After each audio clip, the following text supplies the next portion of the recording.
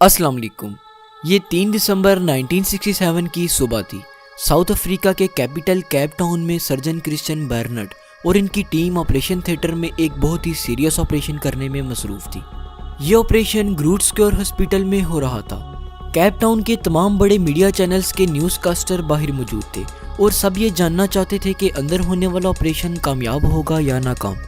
ये ऑपरेशन अगर कामयाब हो जाता तो ह्यूमन हिस्ट्री चेंज हो सकती थी, और अगर यह ऑपरेशन नाकाम हो जाता तो मेडिकल साइंस फिर शायद इतनी तरक्की याफ्ता ना हो पाती जितनी कि आज है। ऑपरेशन को शुरू हुए 2 घंटे गुजर चुके थे, जबकि बाहर इंतज़ार करते हुए लोगों की बेचैनी में भी बहुत इजाफा हो चुका था। वक्त गुजरता गया और सुबह का शुरू हुआ ऑपरेशन शाम को भी ख़त्म होने का नाम नहीं ले रहा था। इतने में 9 घंटे बाद सर्जन क्रिश्चियन बार्नट ऑपरेशन थिएटर से बाहर निकले तो उनके चेहरे पर एक फातिहाना मुस्कुराहट थी। सब लोग तेज़ी से उनकी तरफ बढ़े और एक मीडिया चैनल के नुमाइंदे ने उनसे सवाल किया कि ऑपरेशन का क्या बना सर। क्रिश्चियन बार्नट ने जवाब दिया, मरीज़ जिंदा है और ऑपरेशन कामयाब हो चुका है। ये वो वक्त था जब मेडिकल साइंस में इनकलाब आ गया। हार्ट, जिसे ह्यूमन बॉडी का सोल माना जाता है, उसे सक्सेसफुली ट्रांसप्लांट कर लिया गया था और सारी दुनिया में सर्जन क्रिश्चियन बार्नट और उनके असिस्टेंट्स की धूम मच गई और वो सब एक सेलिब्रिटी बन गए।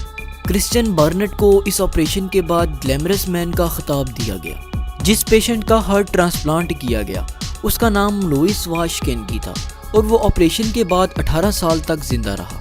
तो चलिए अब हार्ट ट्रांसप्लांटेशन के बारे में जानते हैं। हार्ट ट्रांसप्लांट उन पेशेंट्स का किया जाता है जिनका हार्ट पूरी तरह से फेल हो जाता है। इस प्रोसेस में डॉक्टर्स की एक टीम बैठती है और इस पॉइंट को डिस्कस करती है कि किसी पेशेंट के लिए हार्ट ट्रांसप्लांट सूटेबल है या फिर नहीं। जिस पेशेंट को किडनी या फिर लिवर की डिजीजेस हो उसका हार्ट ट्रांसप्लांट नहीं किया जाता। हार्ट ट्रांसप्लांटेशन सेंटर्स में पेशेंट की लिस्ट बना ली जाती है और फिर हेल्दी हार्ट की अवेलेबिलिटी पर इन पेशेंट्स का हार्ट ट्रांसप्लांट किया जाता है। हार्ट ट्रांसप्लांट उस सर्जिकल प्रोसेस को कहते हैं जिसके दौरान रिसिपिएंट यानी कि हार्ट को रिसीव करने वाले का डिजीज हार्ट डोनर यानी कि हार्ट को डोनेट करने वाले के हेल्दी हार्ट से रिप्लेस कर दिया जाता है। आमतौर पर डोनर यानी कि हार्ट को डोनेट करने वाला वो पेशेंट हो सकता है जिसका ब्रेन किसी एक्सीडेंट के दौरान ख़त्म हो चुका हो और वो वेंटिलेटर पर हो। हार्ट ट्रांसप्लांटेशन एक बहुत ही एक्सपेंसिव सर्जिकल प्रोसेस है। हार्ट ट्रांसप्लांट से पहले जो टेस्ट किए जाते हैं उनमें echocardiogram, electrocardiogram, heart catheterisation, exercise stress test, chest x ray, pulmonary function test और पेल्विक अल्ट्रासाउंड वगैरह शामिल हैं। जैसे ही किसी हार्ट पेशेंट की ट्रांसप्लांट की बारी आती है तो उसे जल्द से जल्द हॉस्पिटल पहुंचने को कहा जाता है और जैसे ही पेशेंट हॉस्पिटल पहुंचता है तो उसे कोरोनरी आईसीयू में शिफ्ट कर दिया जाता है।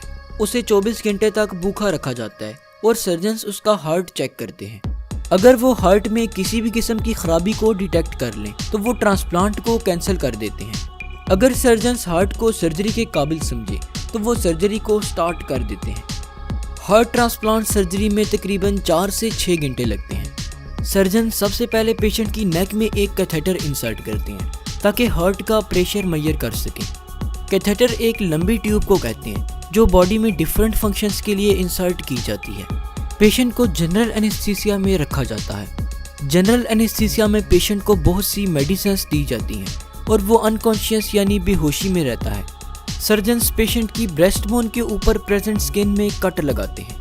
पेशेंट की बॉडी को हार्ट लंग बाईपास मशीन के साथ कनेक्ट कर दिया जाता है। डोनर हार्ट को प्लेस करने से पहले सर्जन्स डिजीज्ड हार्ट की आर्टरीज और वेन्स को कट करते हैं और उसे बॉडी से बाहर निकालते हैं। डिजीज्ड हार्ट की जगह फिर सर्जन्स डोनर हार्ट को सीव कर देते हैं और चेस्ट बोन के ऊपर लगाए गए कट को भी सीव कर देते हैं। हार्ट लंग बाईपास मशीन को भी डिस्कनेक्ट कर दिया जाता है। अगर न्यू हार्ट पेशेंट की बॉडी में सर्कुलेशन को सपोर्ट ना करे तो टेम्परेरी तौर पर पेशेंट की बॉडी को मैकेनिकल पंप से कनेक्ट कर दिया जाता है। हार्ट ट्रांसप्लांट सर्जरी के बाद पेशेंट को कार्डियोवैस्कुलर आईसीयू में शिफ्ट कर दिया जाता है और ज़्यादातर पेशेंट्स पहले 24 घंटों में होश में आ जाते हैं। जब पेशेंट को होश आ जाए तो उसे ब्रीथिंग मशीन पर रखा जाता है और जब तक वो इतना स्ट्रॉन्ग ना हो जाए कि अपनी ब्रोंकियल ट्यूब के जरिए सांस ले सके तब तक ब्रीथिंग ट्यूब को नहीं हटाया जाता। इसके अलावा पेशेंट्स को बहुत सी मेडिसिन्स भी दी जाती हैं और जब इसकी हालत कुछ बेहतर हो जाए तो उसे जनरल ट्रांसप्लांट वार्ड में ट्रांसफ़र कर दिया जाता है। इस वार्ड में पेशेंट का ख़ास ख्याल रखा जाता है और डॉक्टर्स इसके हार्ट की एक्टिविटी को रेगुलर बेसिस पर चेक करते रहते हैं।